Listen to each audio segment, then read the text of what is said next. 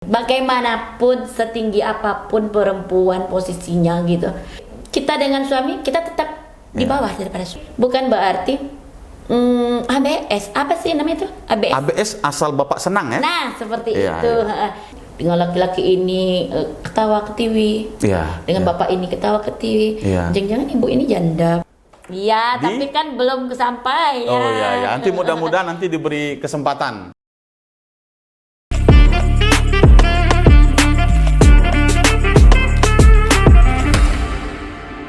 Halo GT Mania, kita kembali lagi dalam program Bincang-Bincang.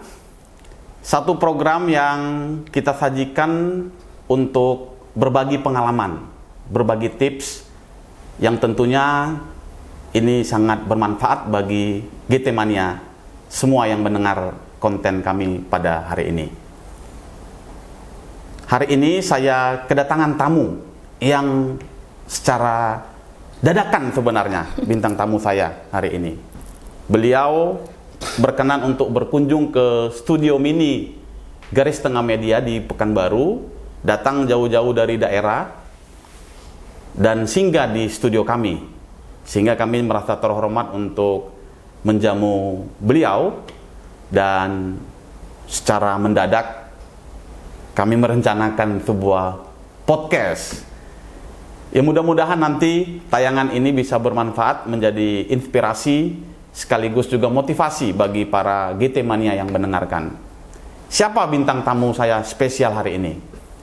Yaitu seorang wanita dengan sosok multitalenta. Sehari-hari memang bertugas sebagai aparatur sipil negara di pemerintahan Kabupaten Kuantan Singinging. Namun di balik itu ternyata sosok smart woman kali ini adalah seorang yang tidak bisa berhenti untuk terus mengimprove dan mencoba pengalaman-pengalaman baru, baik dalam karir di ASN maupun dalam dunia lain, termasuk dunia pertanian, entrepreneurship, dan hal-hal baru. Beliau juga adalah seorang penulis cerpen. Jadi tidak salah kalau kami mencoba untuk menyimpulkan bahwa tamu kami pada hari ini adalah seorang smart woman multi talent. Saya perkenalkan Sis Selvi Keswita. Selamat pagi, Sis. Pagi. Apa kabarnya, Sis? Sehat, alhamdulillah. Sebagai seorang ASN dan tentunya juga adalah ibu rumah tangga, sosok Selvi Keswita memiliki banyak pengalaman dan juga beberapa catatan-catatan tentang bagaimana perjalanan karir dari Selvi Keswita.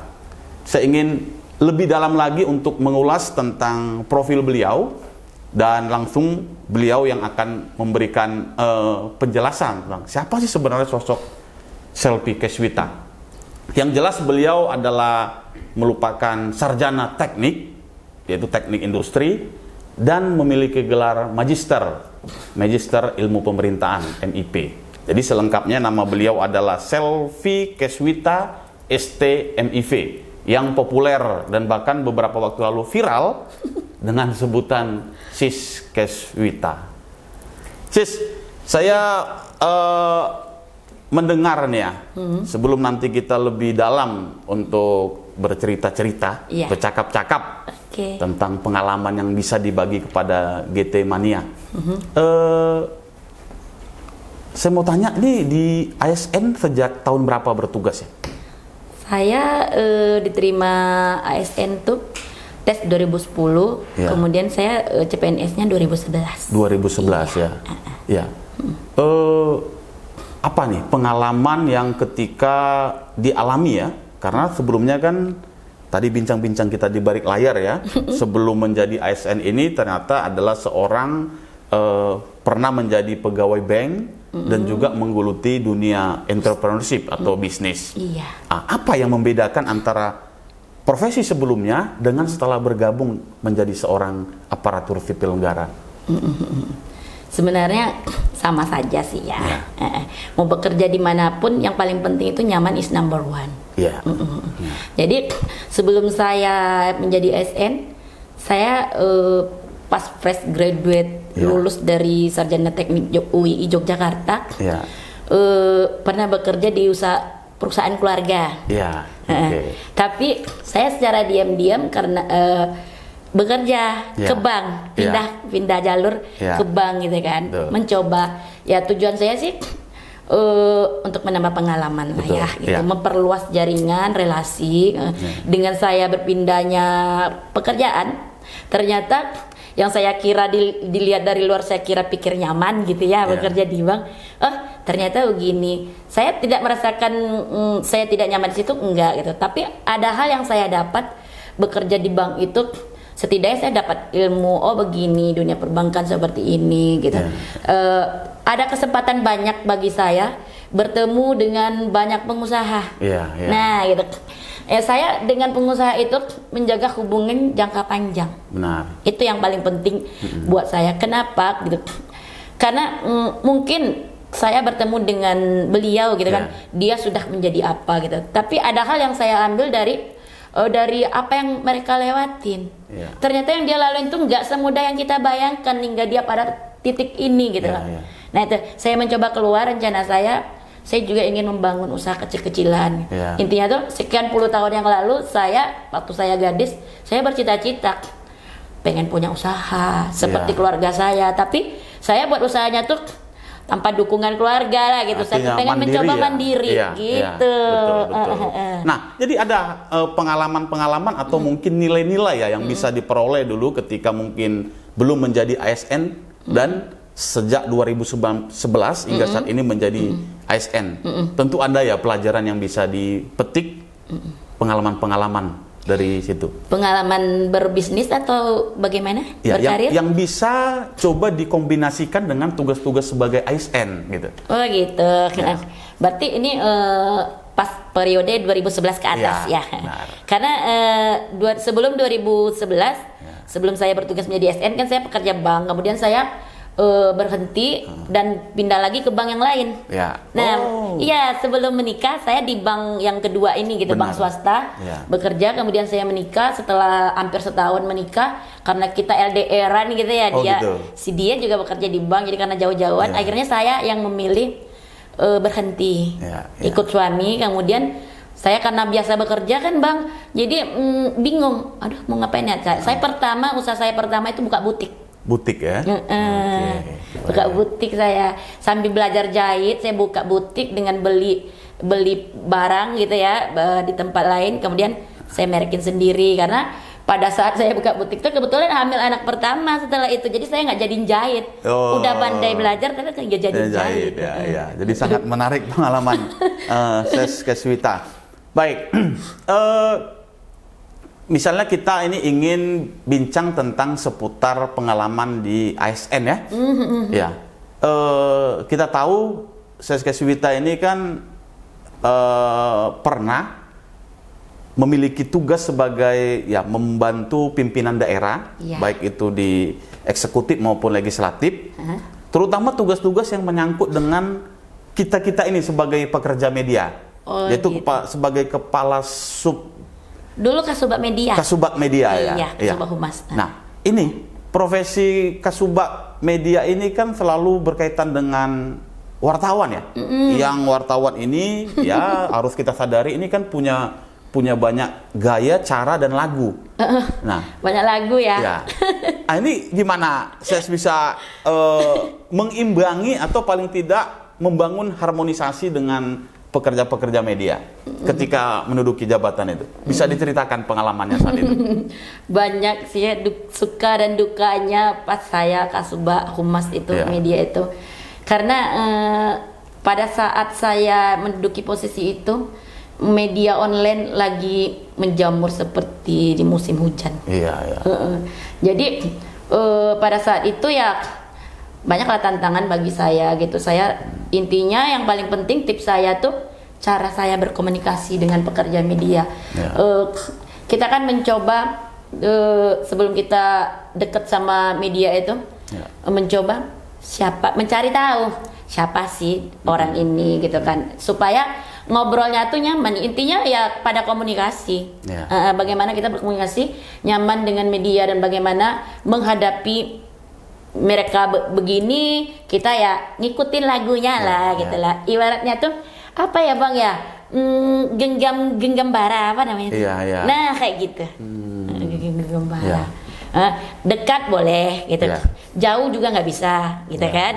Dekat bukan berarti kita nggak, intinya bagi saya tuh selama kita sesuai aturan monggo nggak apa-apa gitu.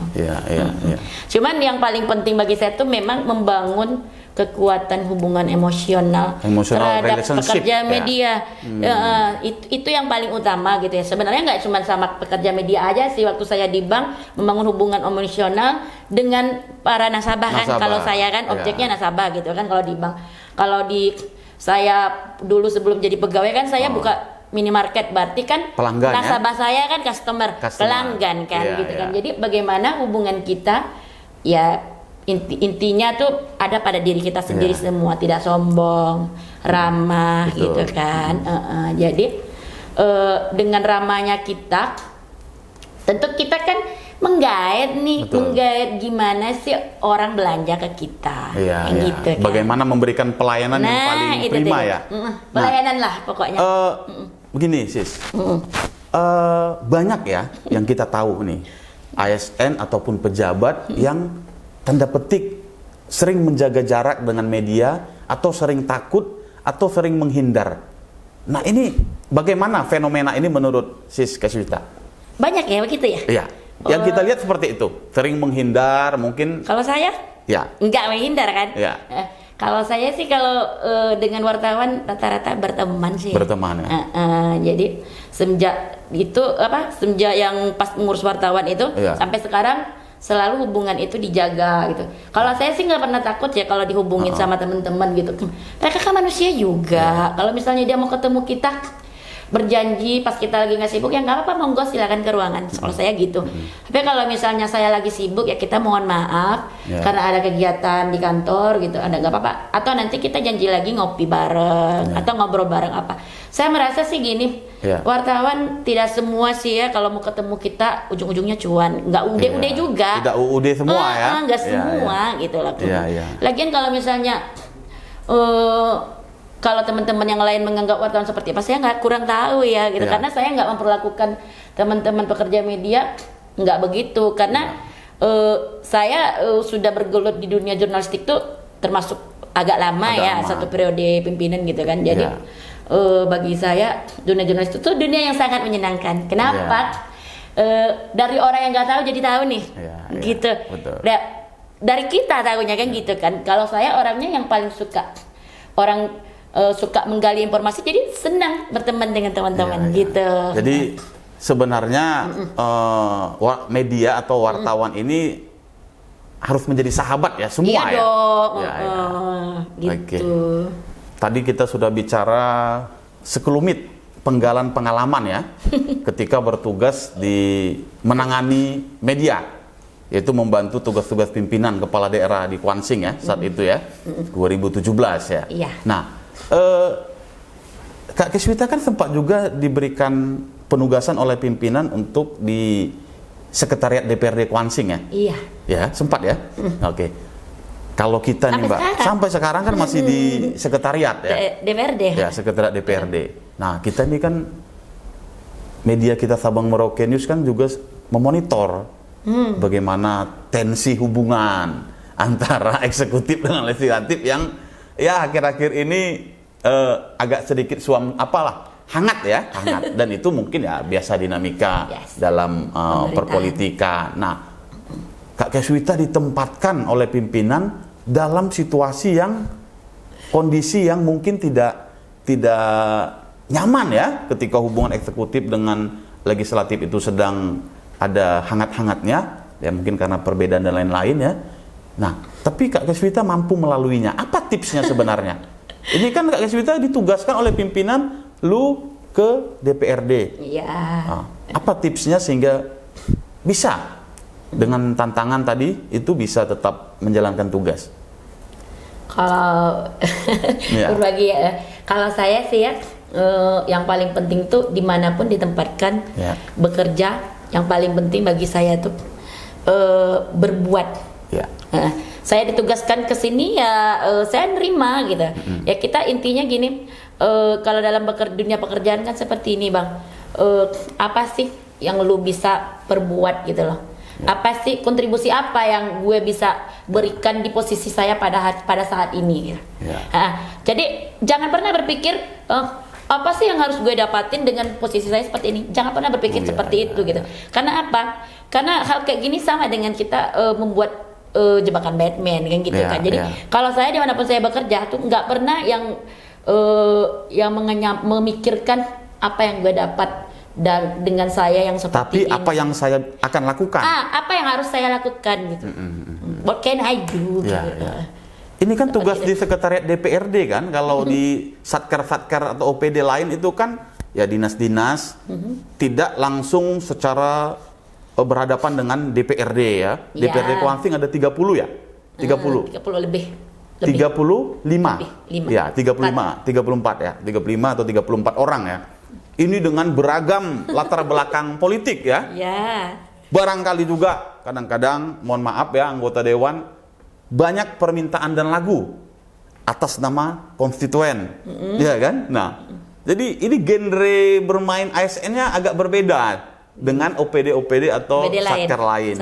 Sangat jauh berbeda gitu. Nah, ini bagaimana kiatnya dari Kak Keswita ini bisa menjadi mediator positif hubungan antara eksekutif dengan legislatif tadi. Di tengah tadi ini latar belakang politiknya yang beraneka ragam.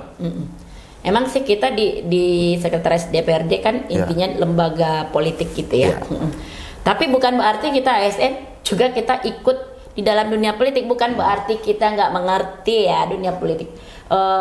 Dan ASN juga melek sih sebenarnya politik itu. Samalah sebenarnya dengan masyarakat umum pun juga harus melek politik gitu kan. Tapi ada semacam batasan kayak kita kan ASN ya nggak boleh berpolitik.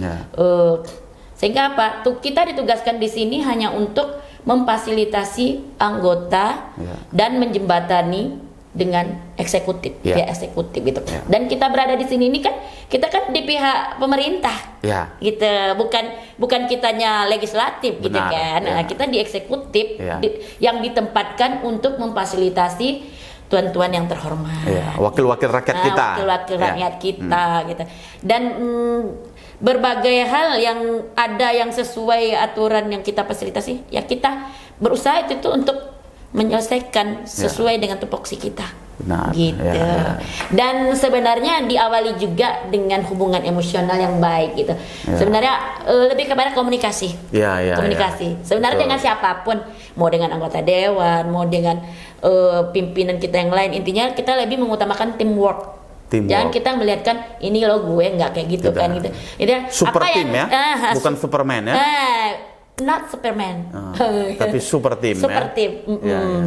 Itu aja sebenarnya trik-triknya tuh. Sehingga apa? Kita bekerja itu dimanapun sebenarnya nyaman. Tergantung kita membawakannya. Jadi poin pentingnya itu adalah bagaimana membangun human relationship dengan tadi taat azas dan aturan ya. Iya benar. Itu ilmu selamatnya yang paling efektif ya. Oke, kita lanjutkan lagi, Sis Keswita ya. Banyak anggapan ya, ketika seseorang menjadi seorang ASN akan diperhadapkan pada situasi-situasi yang kadang-kadang berada di antara dua karang, artinya dilema. Dilematis. Atas nama apa yang disebut dengan loyalitas, ya Mbak. Loyalitas ASN adalah kepada pimpinan di satu sisi, ya kadang-kadang ya, atau kita tidak menyebut itu di mana kan, maunya pimpinan-pimpinan ini kan kadang-kadang agak beda ya. Kalau Sis Keswita apa mendefinisikan loyalitas kepada pimpinan nih? Kalau kita ASN kan loyal harus ya. Jadi intinya gini, loyal bagi saya tuh bagaimana kita berkontribusi terhadap pekerjaan yang diamanahkan pimpinan pada posisi kita pada saat ini gitu kan. Tapi bukan berarti ABS, apa sih namanya itu? ABS. ABS asal Bapak senang ya? Nah, seperti itu. Ya. Kita tetap dalam koridor-koridor proseduran, aturan gitu. Kalau misalnya ada pada waktunya kita harus bilang enggak, ya kenapa sih nggak bilang enggak gitu? Kita harus loh menyayangi diri kita sendiri. Kalau nggak mulai dari kita, siapa lagi yang menyayangi diri kita sendiri gitu? Intinya gini, lebih kepada teamwork. Kita loyal, it's okay gitu. Tapi bukan berarti asal Bapak senang ya gitu ya. Kalau misalnya asal Bapak senang itu yang akan menenggelamkan diri kita sendiri masuk ke jurang, ya kan nggak mungkin kan gitu. Bagi saya yang paling penting itu ada waktu diam, ada waktu bicara pada saat yang tepat, pada momen yang tepat. Nah gitu. Pada saat kita tidak ada terjadi masalah, ya kita diam-diam aja, nggak usah banyak cerita. Lakukan, do it, you can do it, gitu. Kita kerjakan. Selama ini, oh no, gitu. Kenapa tidak? Gitu. Kenapa kita pas di sini kita cut? Kita melakukan negosiasi terlebih dahulu. Ini nggak bisa. Sebaiknya bagaimana? Kita cari solusi. Karena yang dilakukan itu adalah memang untuk kebaikan bersama pimpinan, kebaikan kita juga ya, untuk mengingatkan ya. Iya benar, kebaikan bersama kok gitu loh. Kenapa kita harus takut? Kita sekolah belajar untuk berargumen. Benar. Iya kan? Apalagi misalnya kita diam, master ilmu pemerintahan kan? Jadi sudah sarjana teknik, master ilmu pemerintahan. Jadi eksak dengan sosial ya. Jadi tidak mau ya ABS, loyalitas itu berarti bukan ABS atau mohon maaf ASN penjilat, bukan ya? Tidak ya? Tidak. Tapi fenomena itu ada ya? Ya pasti ada dong. Kita nggak nyebut tempatnya ya? Di mana aja ada ya? Ada. Oke. Justru tadi kalau kita ABS penjilat itu bisa menjerumuskan pimpinan dan menjerumuskan kita ya? Menjerumuskan kita sendiri. Iya. Mbak Geswita, satu hal ya, kadang-kadang kultur ya atau budaya, stigma atau persepsi publik, persepsi masyarakat kita ini di masyarakat yang menganut ya paham ketimuran lah ya, budaya timur ya. Budaya timur. Berbeda halnya mungkin dengan budaya barat ya, yang equality antara perempuan dan laki-laki itu sudah ya setara dianggap. Nah, sementara di kita kadang-kadang perempuan itu cenderung posisinya ya kadang-kadang setingkat dipersepsikan di bawah laki-laki. Dan bahkan kadang-kadang kalau kita yang perempuan ini moncer karirnya atau lebih dinamis, kadang-kadang publik atau masyarakat yang mungkin sama perempuan juga ya menilai oh ini apa nih persepsinya negatif. Ya, Mbak. Nah, Sis Geswita kan sehari-hari kan pergaulan dalam pekerjaan ya, ASN ini kan banyak bersentuhan, berhubungan langsung dengan kaum laki-laki, anggota-anggota DPRD, kadang-kadang sesama mitra pimpinan. Nah ini bagaimana menghadapi stigma dan menjalani hal-hal seperti ini? Beruntung sayanya dari kecil.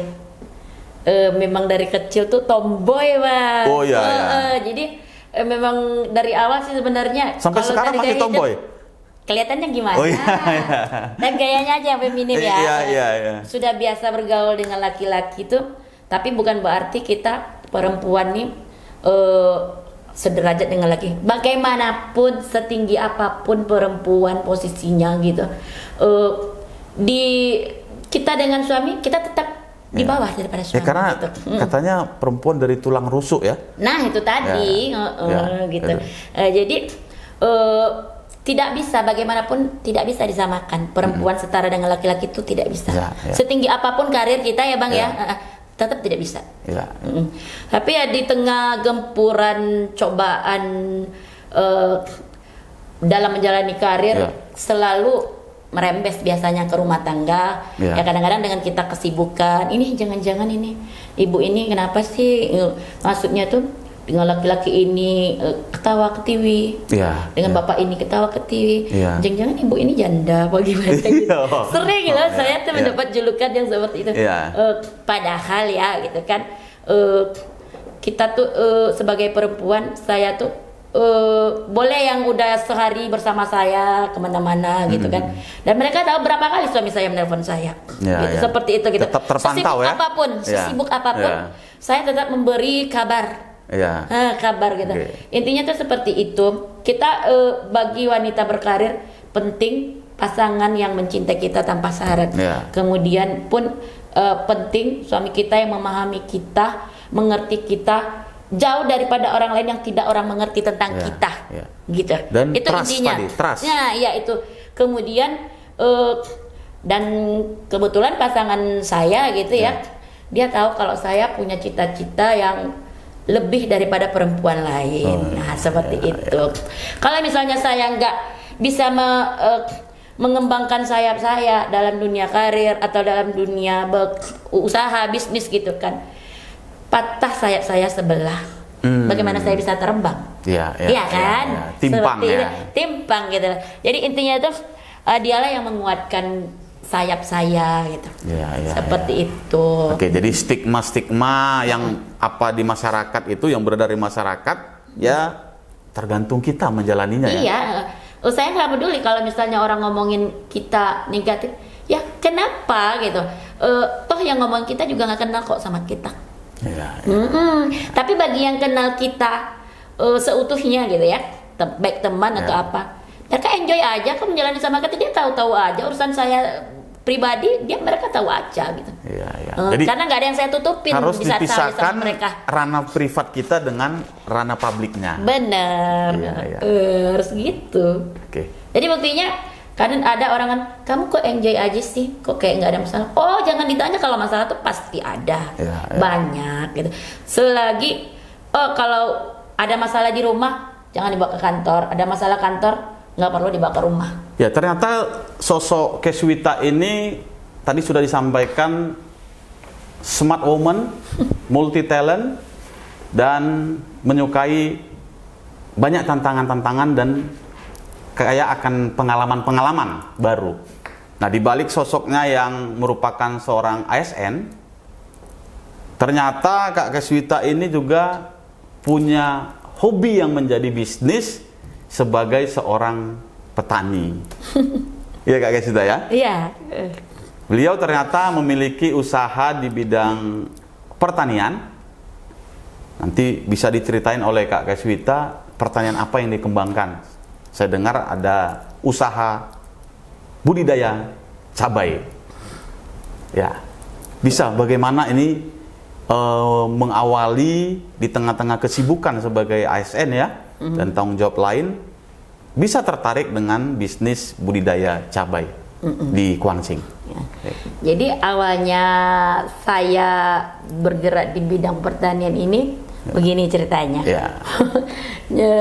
Pada saat itu lagi masyarakat tuh lagi boomingnya cabai mahal itu loh. Dan saya tuh cuman mendengar keluhan-keluhan masyarakat yang ke pasar, aduh begini gitu. Begitu saya lihat betapa banyaknya lahan tidur di tempat kita di Kuangsing gitu kan. Kenapa sih kok nggak nanam hasil-hasil tanaman yang benar-benar dibutuhkan untuk kebutuhan hidup gitu kan. Saya melihat di pasar karena saya memang orang pasar sih Bang gitu. Dari kecil di pasar karena ibu saya berjualan pakaian di los pasar lama gitu. Jadi setiap hari saya bergaul dengan orang-orang pasar, pedagang cabai apa gitu. Setelah saya jadi SN aja yang jarang ke pasar gitu kan. Jadi tapi keluhan-keluhan masyarakat saya tetap mendengar itu gitu. Ternyata bahan hasil pangan ini yang didapat di daerah kita ini ternyata ngambil dari Sumbar. Kayak cabai nih, dari mana ambil cabai nih? Dari Sumbar gitu kan. Oh gitu ya, kayak semua hasil pertanian kayak jagung banyak ngambil ada dari Sumbar. Ada ketergantungan pasokan pangan ya. Gitu. Terus saya melihat banyak lahan tidur tapi nggak ada yang nanam jagung. Saya tuh pertama nanam jagung. Awal dari nanam jagung ya? Nanam jagung. Coba-coba sih tadinya sama suami kan. Jadi ada lahan saya. Tadinya sebelum saya jadi PNS itu saya gunakan untuk usaha industri saya gitu. Industri itu buat tangkai sapu, buat meja segala macam. Pada saat ya namanya usaha kan ada masanya bang, itu masa jaya, ada masa sulit gitu. Begitu masa-masa sulit di usaha industri saya ini terjadi gitu, saya mencoba mengalihkan, suami saya mengalihkan ke usaha pecah batu, mungkin stone crusher gitu kan. Dan sampai pada titik jayanya pun tentu ada lagi masa turunnya, grafik turunnya gitu. Begitu turun, usaha ini kita tutup. Terus saya yang swalayan, saya punya swalayan gitu ya, dan swalayan ini saya rintis di saat saya baru mulai menikah. Begitu anak satu, saya mencoba swalayan ini tanpa modal. Tanpa modal, mandiri. Maksudnya tuh tanpa modal pasokan keluarga, nggak ada gitu ya. Terus modal saya ya relasi itu tadi bang. Jadi kenapa saya lebih menekankan sekarang hubungan jangka panjang itu penting. Ternyata ya begitu gitu. Misalnya nih pas saya masuk kerja di bank, waktu itu di bank swasta kan, jadi kan setiap hari saya bergulat berkecimpung dengan sales itu gitu. Tapi karena saya orangnya suka menjalin hubungan tuh dengan baiknya jangka panjang gitu kan, sehingga apa? Saya tuh nggak pernah berpikir walaupun mereka sales gitu kan, gue ada perlu sama mereka besok gitu. Satu waktu saya membutuhkan mereka. Buktinya, ternyata iya gitu. Saya kembali menghubungi nasabah-nasabah saya dulu yang pernah dulu pernah urusan pinjam atau apa gitu kan. Saya hubungin kembali supplier gitu. Saya tuh bukan nggak ada modal, saya ada modal waktu itu saya buka minimarket itu bang ya. Saya punya rumah keluarga yang harus direhab. Saya rehab sama suami waktu itu, anak saya masih kecil, umur 5 bulan lah ya, Az-Zahra gitu. Nah, bikin minimarket swalayan Az-Zahra itu pada saat itu seperti itu cara saya membangun itu, bukan dengan dana yang segepok gitu dikasih mamah gitu ya, dikasih ayah gitu, enggak gitu.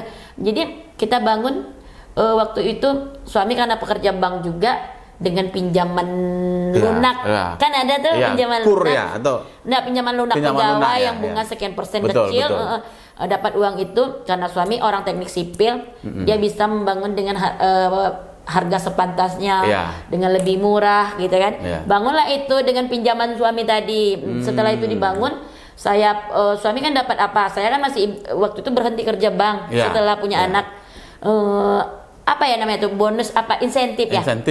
Nah, saya orang yang nggak boros bang, maksudnya tuh karena saya tomboy mungkin ya tuh nggak terlalu penting beli tas banyak gitu, nggak penting tadinya gitu. Jadi lebih pada simpanan produktif ya. Jadi dapat uang insentif suami, nggak beli buat senang-senang, nggak rekreasi kemana-mana tuh nggak, karena buat apa sih rekreasi, orang kuliah saya di Jawa kok gitu loh, saya tuh mau kemana gitu, iya kan. Setiap dulu pun kerja bank juga kemana yang enggak gitu kan. Jadi kembali soal cabai tadi, ini sudah berapa lama ya? Dari habis COVID, pasca COVID, berarti kita 2020 ya. Mengurus tanah lahan industri tadi. Udah kepanjangan tadi sampai kemana. Jadi dari itu kita pagar, terus kita stacking ulang, dibersihin, dirapiin gitu. Itu untuk infrastruktur aja ya, baru ya tanah. 2 tahun yang lalu pun tanam apa ini, mau diapain gitu, saya coba gali-gali. Itu berapa luas ya? Kalau untuk yang cabai sekarang 3 hektar lah. 3 hektar ya. Sudah sama jagung. Sama jagung, artinya tumpang sari ya. Tumpang sari jagung. Sudah pernah panen ya? Sayur juga udah. Ya? Jadi panen pertama saya cabai itu 10.000 batang saya tanam, tapi beda jadwal tanam. Tanam pertama 3.000, ada yang 5.000, ada yang 3.000 gitu. Tidak sekali panen berarti ya? Enggak. Tapi kan pada saat ada kemarin kemarau panjang, ada musim panas gitu, saya sih merasa tuh cabenya tuh belum maksimal lah. Belum maksimal, jadi masih penasaran nih bang. Jadi ngulang lagi, sekarang udah tanam, sekarang udah berapa hari ya, berapa puluh hari ya, udah hijau sih. Sudah mulai menghijau. Jadi ada evaluasi dari yang sudah dikerjakan untuk meningkatkan produktivitas. Soal jagung udah sering panen, udah jagung, sering tanam, karena kan itu dijual kemana jagungnya? Ada yang ngambil langsung bang. Sudah ada. Kayak pedagang jagung keliling ngambil langsung. Kayak pedagang sayur di tradisional, pasar tradisional ngambil langsung. Kadang saya juga sih yang bawain sambil ke kantor. Coba bayangin. Sambil kantor loh. Berarti penerimaan dari bisnis sampingan cabai jagung ini mungkin lebih besar dari salary gaji di ASN ya? Tapi nggak tahu kenapa orang nggak juga banyak yang bercocok tanam ya. Saya juga bingung kenapa. Apalagi di Kuansing itu kan banyak tanah-tanah yang tidak dikelola ya. Sebenarnya itu kan. Sebenarnya tanaman sayur kan nggak harus luas sekali, Bang. Benar. Ada tanah sepeta, tanam sayur pun lumayan loh sebenarnya untuk kehidupan gitu ya. Tapi banyak yang dianggurin tuh. Tapi lahan kebun cabainya ini dikelola oleh punya anggota berarti? Ada anggota suami. Oh, yang suami mendatangkan dulu pernah mencoba dari Jawa Barat. Oh. Ada yang bawa dari Jawa Barat, ada yang bawa dari Jawa Timur, dari Blitar. Yang sudah terlatih menanam ini ya? Mereka yang kalau yang dari Kediri sama Blitar, emang udah paham nanam cabai sih. Saya kan bukan pertanian, Bang. Tadi ya, saya sarjana nggak teknik dan master ilmu politik tadi. Ternyata rupanya politik sih, nggak pandai saya tanam cabai. Tapi seiring berjalannya waktu, bulan berganti hari gitu, saya di sela-sela kesibukan saya jadi ASN tuh, saya setiap sore menyempatkan diri ke kebun. Dalam seminggu itu yang paling penting kalau bila saya nggak keluar kota di Sabtu Minggu saya pasti ke kebun. Sudah bisa dipastikan rutin saya ke kebun. Akhir pekan ya? Akhir pekan gitu. Tapi kalau misalnya saya pas di luar kota mungkin enggak gitu ya. Itu dari rumah kebunnya jauh? Enggak, cuma 5 kilo lah. Masih di wilayah kota Teluk Kuantan? Enggak, di Lubuk Jambi. Kalau saya kan tinggalnya di kecamatan, kantor di kabupaten. Jadi saya tinggal di yang tempat usaha kafe sebelumnya itu. Gitu. Jadi ada jarak 5 kilo lah ke kebun. Baik. Tempat usaha. Ya, jadi seorang ASN yang juga hobi bercocok tanam cabai dan jagung, dan itu sudah menghasilkan, walaupun tadi harus diimprove lagi, belum maksimal, akan terus dicoba. Nah, satu lagi soal sosok Kak Keswita ini, ternyata beliau ini seorang yang suka menulis dan tulisannya berupa cerpen atau roman singkat dan segala macam. Itu benar, Kak Keswita? Benar. Nah, kenapa suka menulis ini? Kalau hobi menulis itu kan gimana ya? Karena kalau dari kecil saya tuh emang suka, zaman belum adanya medsos aja, saya tuh suka koleksi diari. Oh iya. Zaman dulu masih diari ya. Zaman dulu banget kan. Belum ada sosmed. Dan tanpa sosmed pun saya tetap menulis dari dulu. Iya. Sudah berapa cerpen yang dihasilkan nih? Udah banyak banget. Kalau di Facebook kan saya tuh nulis sudah ratusan episode. Iya, ini cerita bersambung. Dengan tema saya satu tema aja tuh sampai temanya semuanya kehidupan. Tentang kehidupan ya? Tentang universitas kehidupan lah, ilmu kehidupan. Tentang bagaimana saya melewati hari-hari. Bagaimana saya jatuh bangunnya usaha, tentang bagaimana saya melalui karir, dan bagaimana stigma orang terhadap saya dalam menjalani kehidupan saya. Seperti itulah gitu. Bagaimana saya menyikapi konflik-konflik orang dewasa, seperti itu. Jadi lebih banyak memberikan potret kehidupan ya, dan pengalaman yang dilalui. Yang saya lalui. Sekaligus memberi tips-tips kepada pembaca cerpennya tulisan-tulisannya ya. Kalau yang potret kehidupan paling baru 20-an episode lah, tapi kalau yang tulisan sebelumnya tuh udah ratusan episode. Nanti kita coba bukukan ya. Kita sunting sebagian, kita bukuin. Ya, kita launching nanti dengan satu momen tertentu. Oke. Kak Keswita, kita ini sudah di penghujung diskusi cakap-cakap kita, bincang-bincang kita di hari ini ya. Ini dari semua yang sudah dilalui dengan multi talent, multi kegiatan gitu. Nah, kira-kira apa lagi nih yang mau dicapai ke depan oleh Kak Keswita? Apa yang belum kira-kira? Bang Raya mau nanya, 10 tahun lagi saya ingin dikenal sebagai apa? Iya, sebagai apa? Mau jadi seperti apa? Kembali dong, cita-cita lagi dong gitu ya. Nggak apa sih. Kalau saya emang merumuskan segala sesuatu tuh 5 tahun saya harus jadi apa. 5 tahun lalu saya selalu flashback, refleksi, renungan, evaluasi terus. Dulu saya begini, saya harus begini, ke depannya seperti apa. Nah, sekarang saya tuh ingin punya usaha hasil tani ini ada hilirisasi produknya. Hilirisasi pertanian tadi? Iya, pertanian tadi. Cuman sayangnya tuh saya tuh yang belum kesampaian sih S3 teknologi pangannya belum kesampaian. Jadi mau komplit ya. Jadi S1 teknik gitu industri, S2 master ilmu politik, ada rencana mau ngambil doktoral ya? Iya, tapi kan belum kesampai ya. Oh iya, nanti mudah-mudahan nanti diberi kesempatan. Ya. Pengennya yang ilmu yang bisa kita bergerak di hulunya ini terus ada hilirisasi. Karena saya mungkin biasanya industri, sih teknik industri gitu. Industri kan lebih senang ini jadi apa, ini buat apa, hal kayak gitu yang ingin saya wujudkan nantinya. Kalau 10 tahun lagi tuh hanya satu sih keinginan saya, ingin hidup bermanfaat bagi orang lain. Apa pesan yang mau disampaikan ke GT Mania dari perbincangan kita sekitar hampir 30 menit nih? Halo teman-teman GT Mania, tetap semangat. Bagaimanapun kita menjalani hidup selalu ada tantangan ke depan seperti apa, dan bagaimana cara kita melewati tantangan itu yang paling penting gitu. Oh ya, baik. Terima kasih GT Mania yang sudah menonton ini, dan ya saya harus sekarang minta izinnya nih kepada pimpinan beliau, Pak Bupati Suwardiman, Ambi, dan Pak Sekda Dedi Sambudi, dan juga kepada Ketua DPRD Kuanfing Dr. Adam. Saya minta izin telah menculik sedikit waktu beliau mumpung lagi kunjungan ke markas kita di Garis Tengah Media dan Sabang Merauke News.